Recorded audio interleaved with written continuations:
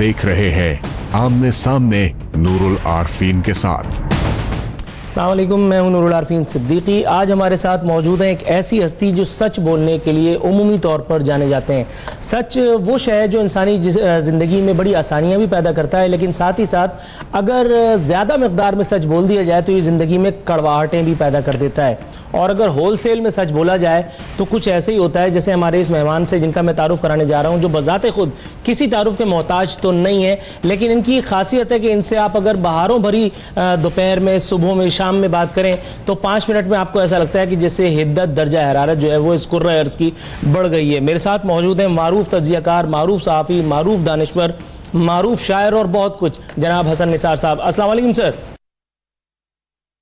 जी वालेकुम अस्सलाम। हसन निसार साहब, सर कैसे मिजाज हैं आपके? अल्हम्दुलिल्लाह, अल्लाह का करम।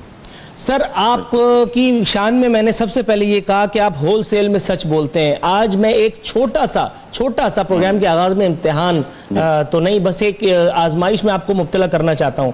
सर आपको याद होगा पानामा ट्रांसमिशन के दौरान जब मैं आपसे गुफ्तगू कर रहा था अपने एक प्रोग्राम में, तो उस दौरान में मैंने आपसे एक बयान की तस्दीक चाहिए थी। आपने फरमाया था कि अगर नून लीग की हुकूमत मुंतखब हो गई तो लोगों की, पाकिस्तानी अवाम की चीखें कुर्रे अर्ज के आखिरी कोने में सुनाई देंगी।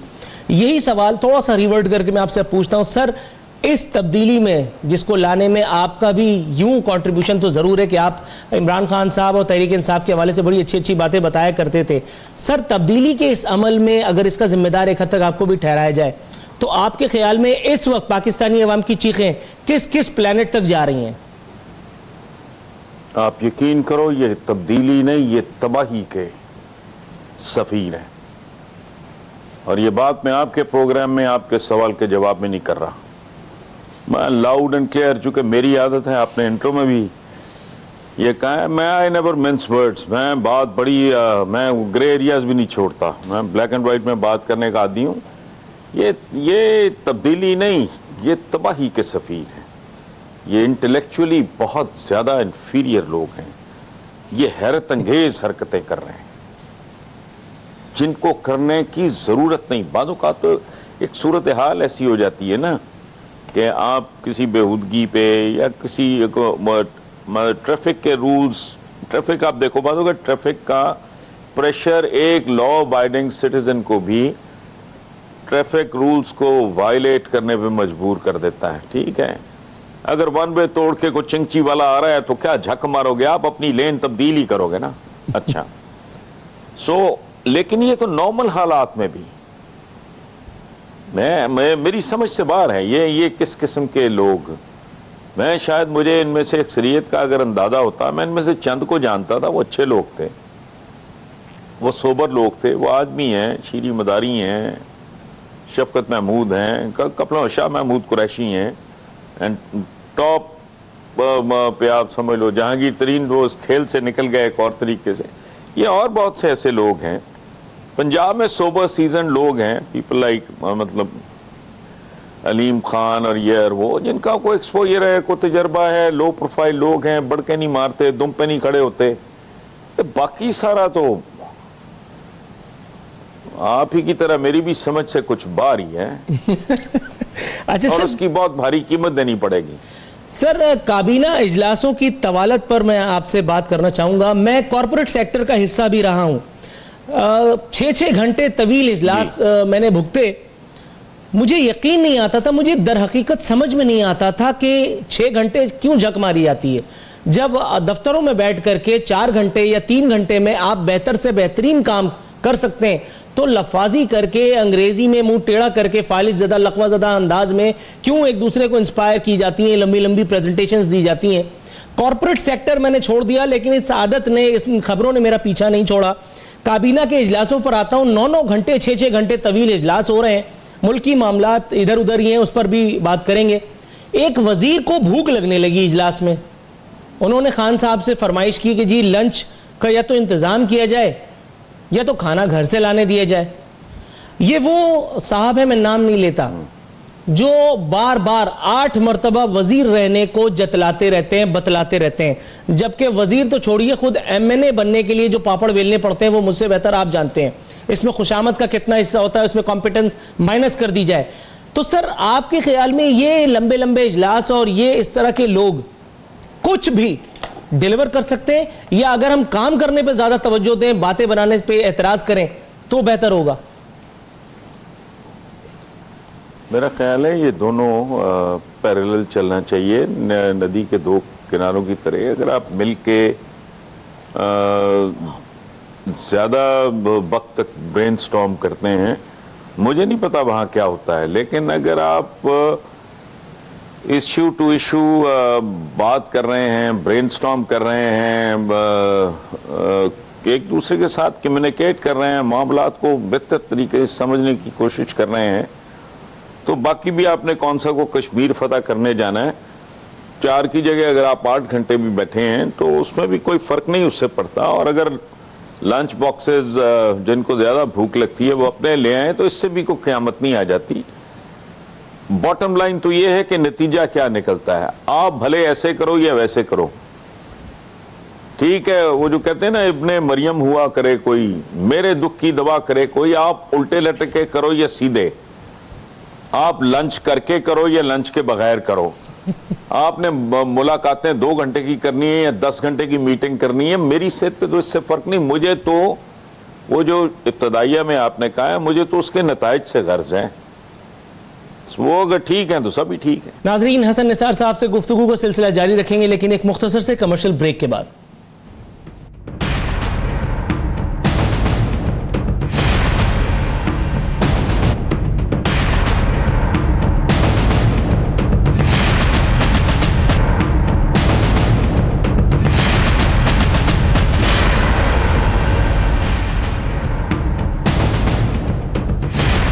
ویلکم بیک ناظرین, بات ہو رہی ہے حسن نثار صاحب سے.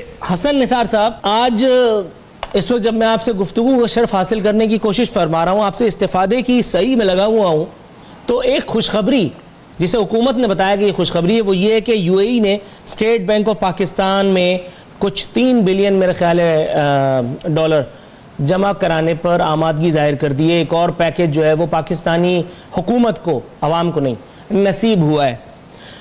سر یہ مجھے بتائیے گا, وہ خود انحصاری کی باتیں میں جانتا ہوں پچھلی حکومتوں کا کیا دھرا ہے, آپ نے پہلے سوال کے جواب میں وضاحت سے مجھے سمجھایا بھی ہے, اور میں آئے دن پی ٹی آئی کے لوگوں سے گفتگو بھی کرتا ہوں اپنے پروگرامز کے ذریعے بھی, وہ مجھے بتا بھی چکے ہیں. ہر سوال کا جواب یہی ہوتا ہے کہ پچھلوں نے. میں آگے بڑھنا چاہتا ہوں سر, خود انحصاری کی باتیں, وہ غیرت بریگیڈ, وہ دانشوری کی لمبی لمبی باتیں, وہ پاکستان میں اتنی زیادہ وسائل کا ہونا, وہ سب کدھر گیا سر؟ اور اب ہم وہ جو امپورٹڈ ایک کشکول ہے وہ لے کر کے جو بین الاقوامی دنیا میں گھومتے پھر رہے ہیں, اپنے ملک کو بقول اپوزیشن بدنام کرتے پھر رہے ہیں, اپنے سسٹم کو گالیاں دیتے پھر رہے ہیں, ان کے نتائج کیا برآمد ہوں گے؟ نور اللہ عارفین, بات آپ ٹھیک کر رہے ہو, لیکن تھوڑا قبل از وقت ہے.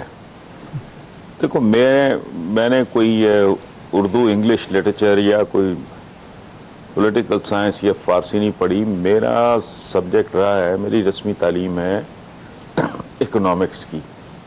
ابھی میں نے ایک مصرع بولا تھا, لمحوں نے خطا کی تھی, صدیوں نے سزا پائی, ڈینٹ ایسے نہیں نکلتے, یہ اوور نائٹ ہونے والا کام نہیں ہے. ایک بات یاد رکھیں, کسی بھی ملک کی اکانومی نہ راتوں رات برباد ہوتی ہے اور نہ راتوں رات وہ آباد ہوتی ہے.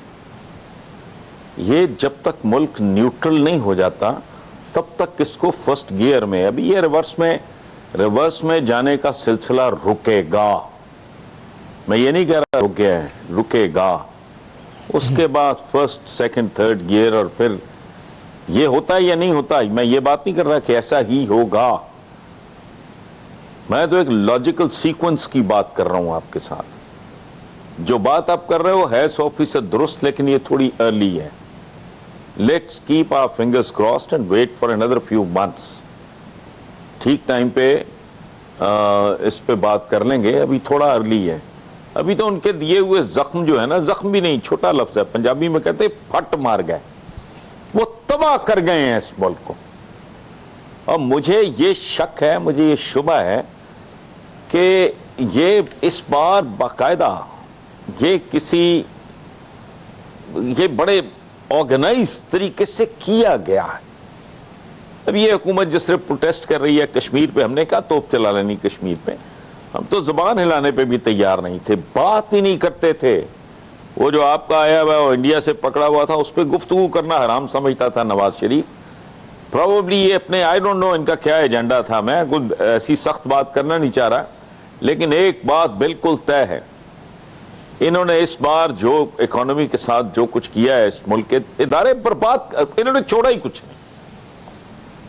تو اس کی بحالی کی توقع، دیکھیں گھر اجڑ جائے نا ایک بار، وہ بستی کہتے ہیں نا اجڑ جائے تو پھر بستے بستے بستی ہے. تو اس لیے میرا خیال ہے کہ لیٹس بی فیئر، ابھی تو ایسے ہی چلے گا، کچھ دیر اور بھی ایسے ہی چلے گا، کبھی سال ایک اور گزارنے دے، پھر دیکھتے ہیں ٹریک پہ آتے ہیں نہیں آتے ہیں. ان کی ڈائریکشن کا مجھے تو ابھی تک سمجھ نہیں آ رہی، اور ابھی تک آنی بھی نہیں چاہیے. یہ اگر کوئی ریسکیو کر رہے ہیں لوگ تو وہ دیکھتے ہیں کیا سر. بنتا ہے. لیکن it is too early. تبدیلی ایک اور حوالے سے ایک اور شعبے میں آئی ہے، اور وہ ہے الیکٹرانک میڈیا کے حوالے سے کہہ لیں آپ، یا اس کو کسی ٹیکنالوجیکل ایڈوانسمنٹ کے حوالے سے، وہ ہے سوشل میڈیا، جس نے زندگیوں میں انفارمیشن کا افراد بھی کر دیا ہے اور بہت سارے معاملات کو اس نے خرابی بربادی کی جانب گامزن بھی کیا ہے. میں نے تھوڑی دیر پہلے ان کے منسٹرز کی حرکات و سکنات آپ سے شیئر کی، جو آپ پہلے سے جانتے ہیں کہ جو ویڈیو بنا کر کے پبلسائز کرنے والی بات ہے. پلس یہ اب ایک سوشل میڈیا بریگیڈ کا کانسیپٹ، پاکستان تحریک انصاف کو اس کا کریڈٹ جاتا ہے کہ انہوں نے متعارف کیا تھا سیاست میں، جس کو فالو کیا تھا پاکستان مسلم لیگ نواز نے. مسلم لیگ نواز تو اپنے اعمال کو رو رہی ہے اس وقت، ان کے معاملات کچھ اور ہیں. یہ آ گئے اقتدار میں.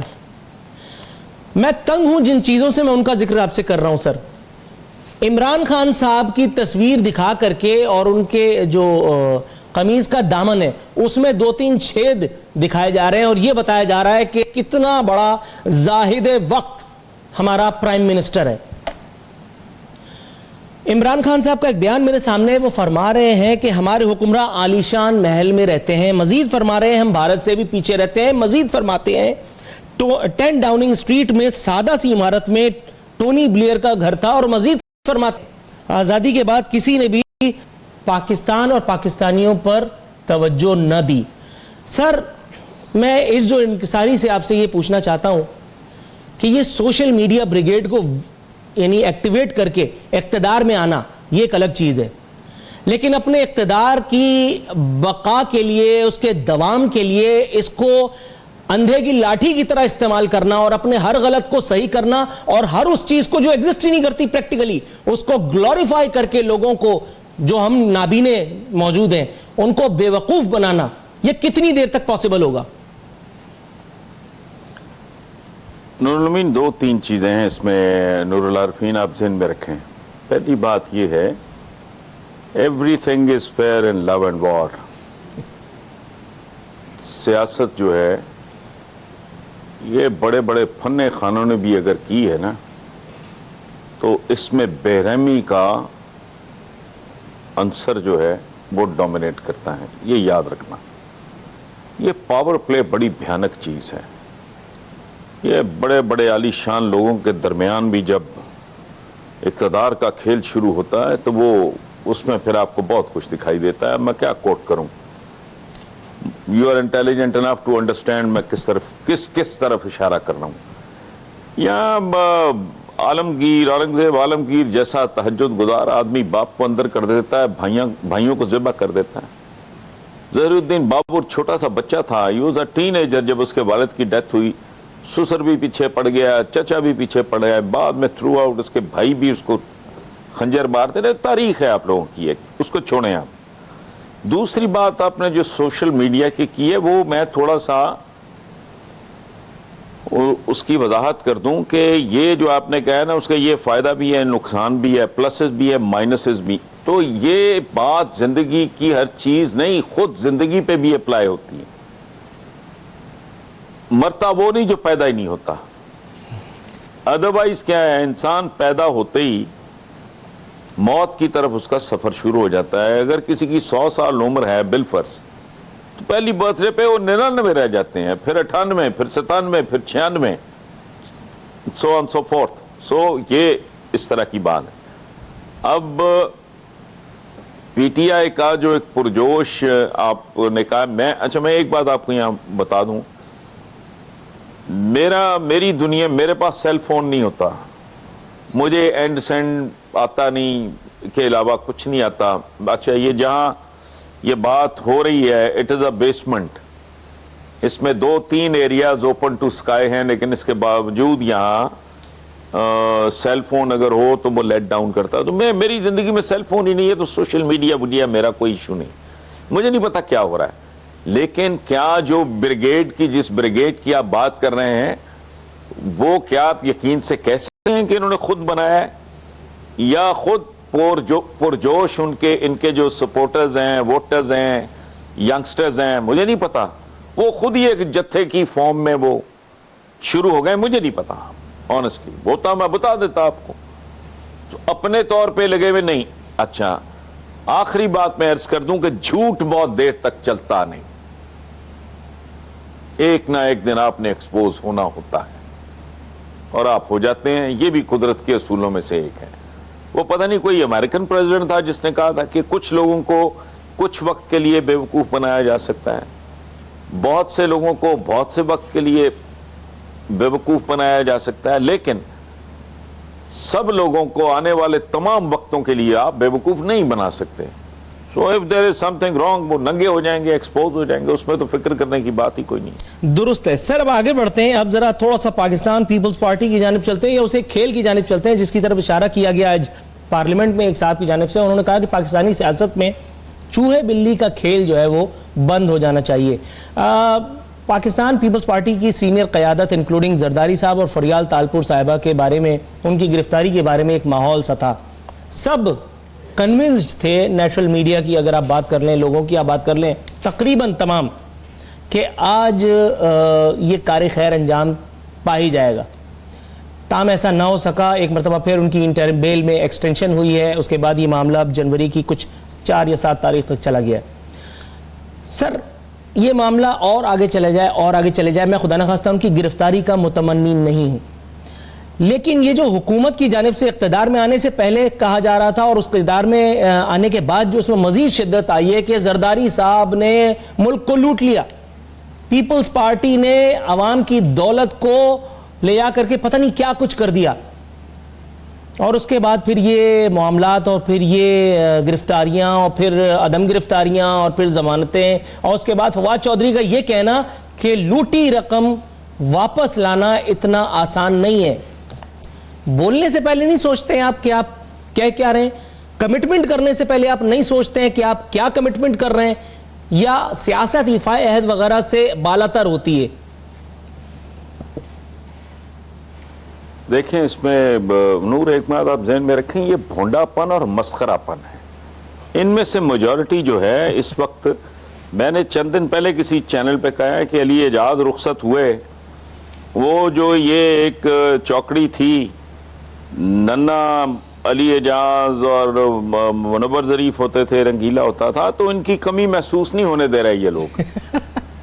یہ جوکرز کا ایک نا, یہ لگے ہوئے ہیں, غیر ضروری باتیں کر رہے ہیں وداؤٹ ریئلائزنگ کہ دیکھیں, یہ اللہ پاک نے زبان ایک اور کان 2 اس لیے دیے ہیں کہ آپ سنو زیادہ, بولو کم.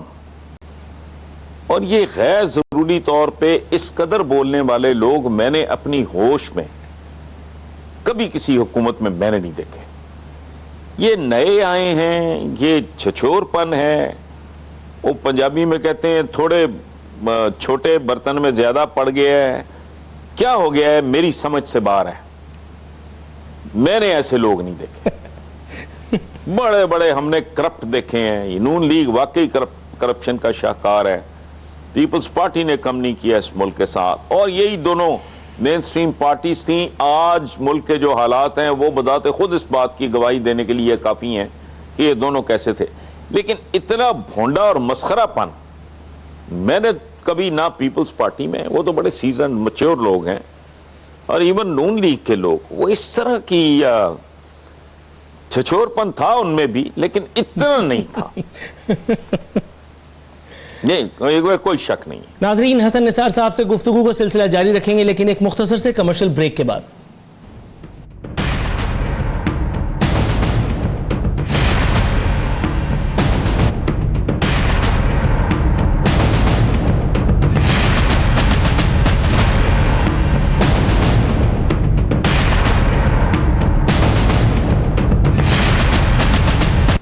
مجھے زندگی میں آج تک انکلوڈنگ ضیاء الحق کا زمانہ جو بدترین آدمی، جو بدترین حوالہ ہے اس ملک کا، سب سے شرمناک حوالہ ہے جنرل ضیاء کا عہد، جس نے اس ملک کی پالیٹکس کو برباد کر کے رکھ دیا، جس نے یہ نواز شریف ہے وہ اس ٹائپ کے لوگ پیدا کیے اور کرپشن کو جنم دیا، جس نے خرید و فروخت کو جنم دیا، جس نے دہشت گردی کو جنم دیا، جس نے مذہب کو بے رحمی سے اپنی سیاست کے لیے استعمال کیا. آپ یقین کرو، میں نے 2-3 بار جیل کاٹی اس زمانے میں، مجھے تب بھی کبھی محسوس نہیں ہوا کہ وہ قدغن ہے. جس نے لکھنا ہے وہ باز نہیں آتا، اور نہیں ہے تو علامتی تحریریں سمبولک طریقے سے لکھ کے وہ کر لے گا، تو اپنی بات کنوے کر دے گا. مجھے زندگی میں کبھی یہ محسوس نہیں ہوا. ایک بات، اب پچھلے چند سال جتنی ایج آپ کی ہے، جتنا تجربہ آپ کا ہے، میں تو جہاں بھی رہا ہوں نہ میں نے بولنے پہ کمپرومائز کیا، لکھنے پہ کیا ہے. جس دن مجھے کو بتائے گا اسی دن میں چھوڑ کے چلا جاؤں گا. یہ تو کوئی بات نہیں. قدغن بدغن والی بات تو اپنی سمجھ سے باہر ہے. وہ تو بندہ کمزور ہے، بے جان ہے یا وہ لجلجا ہے جو قدغن مدغن کی بات کرتا ہے. مجھے تو نہیں پتا. میرے اپنا ادارہ آپ دیکھ لو، ان کی پالیسی، ان کا جو they were inclined towards somebody else، میری ڈائریکشن ہی بالکل اور تھی. یہ سارا آپ کے سامنے کہ میں کوئی ہوائی بات، میں کوئی ڈرائنگ روم گوسپ کی تو بات ہی نہیں کر رہا. میں جب بھی جو میرا جب دل کیا ہے، میں 26 سال پہلے بے نظیر بھٹو کو کرپشن کوئین اور نواز شریف کو کرپشن کنگ، یہ تقریریں میں نے اس وقت لکھ کے دی ہیں عمران کو. یہ ساری ٹرمنالوجی، یہ سارا ڈکشن یہ اس نے اس وقت استعمال کیا. Was very clear. سلمان کو فیض اللہ نیازی عمران کے فرسٹ کزن بھی ہیں، بڑے قریبی عزیز بھی ہیں، اور لے کے آئے تھے سلمان جو سنگر ہیں، تب میں نے لکھ کے دیا تھا انتخاب نہیں احتساب ورنہ خونی انقلاب. وہ فاروق لغاری اس وقت پریزیڈنٹ تھے، انہوں نے وہ بین کروا دیا تھا. تو سارا کوئی ریکارڈ کا حصہ ہے. میں نے تو نہیں، میں اچھا ضیاء الحق کے زمانے میں وہ میگزین بند کر دیا، اندر کر دیا، کوئی بات نہیں. ہم نے تو کبھی اس کا ڈنڈورا بھی نہیں پیٹا. اتنا کوئی بات نہیں، پارٹ آف دا گیم ہے. ایسا کیا ہے؟ بہت زیادہ تنگ ہے ملک، چھوڑ دیا تھا میں نے. میں سعودی عربیہ جا کے وہاں جا کے میں نے کہا یہ ملک کے حالات ایسے ہیں، بٹ ٹھیک ہے چلو. اور اس میں بھی مجھے کوئی جیل ویل کا خوف نہیں تھا. وہ جو ایک پریشر، اکنامک کرنچ آتا ہے نا، لوگ ڈرتے ہیں آپ کو کوئی اسائنمنٹ دینے سے، جاب دینے سے، اس طرح کا جبر ہو جو جیسا ضیاء الحق کا تھا کہ یار یہ الٹی سیدھی کوئی چیز لکھ کے مروا نہ دے، ہمارا اشتہار بند ہو جائیں گے. اس زمانے میں کاغذ کا بھی کوٹا ووٹا ہوتا تھا، اور یہ وہ نیوز پرنٹ کا کوٹا ہوتا تھا. تو وہ اکنامک کرنچ ہے. میں نے کہا یا اللہ نت بھیجو، تھوڑی دیر کے لیے بریک لیتے ہیں، چلے جاتے. تو آئی وینٹ اوے، ختم. سر اب ذرا تھوڑا سا آگے بڑھتے ہیں. اب ہم چونکہ اختتامی مراحل کی جانب گامزن ہیں، میاں صاحب کے حوالے سے کچھ بات کر لیتے ہیں. یہ انٹرویو ذرا ہم قبل از وقت ریکارڈ کر رہے ہیں، لیکن یہ مجھے بتائیے گا سر، میاں صاحب کے حوالے سے یہ جو فیصلہ آنے والا ہے، جس کی پریڈکشن کچھ لوگ کچھ کر رہے ہیں، کچھ اپنے طور پہ اس کو نریٹ کر رہے ہیں، میاں صاحب کے لہجے کی اداسی، ان کی تھکن، ان کا لہجہ، یہ سب کچھ کیا بتا رہا ہے؟ کیا نون لیگ کے ساتھ ہونے جا رہا ہے؟ وہ حکومت کو ٹف ٹائم دینے کی بات بھی کر رہے ہیں، مگر کیا پریکٹیکلی ایسا کچھ کرنے کی پوزیشن میں ہیں؟ پیپلز پارٹی ہو یا نون لیگ، اس وقت نون لیگ کی بات کر رہے ہیں ہم.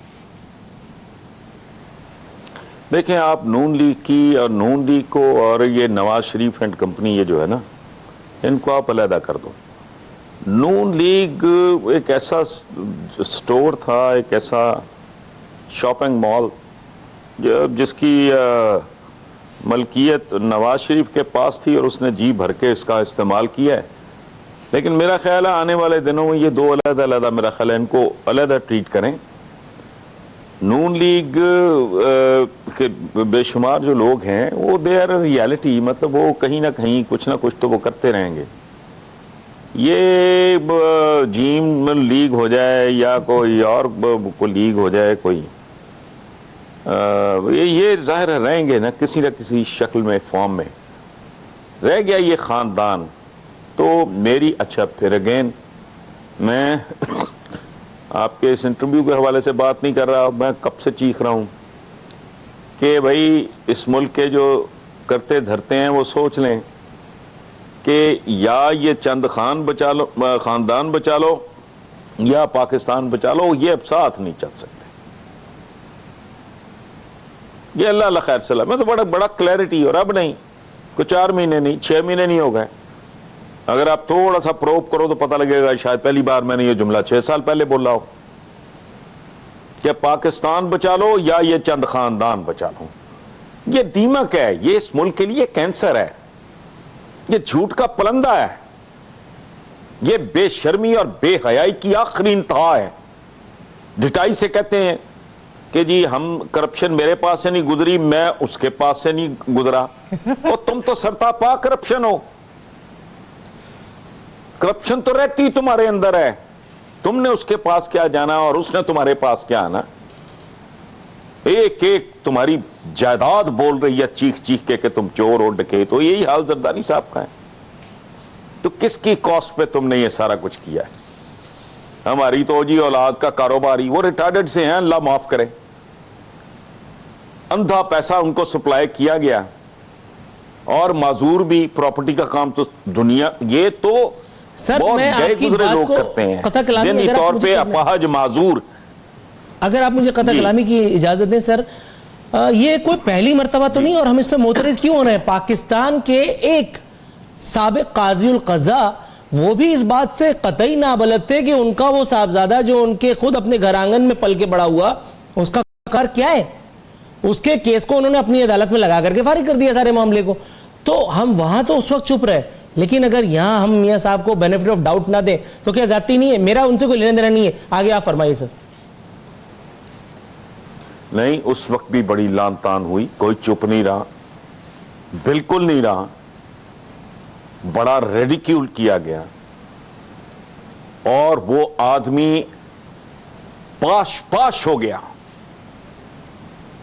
جس نے اس ملک کی عدالتی تاریخ نئے سرے سے لکھی تھی. ایک نیا ایک سنگ میل. اس کے بعد کیا ہوا؟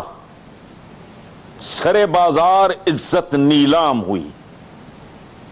اس منصب سے اترے,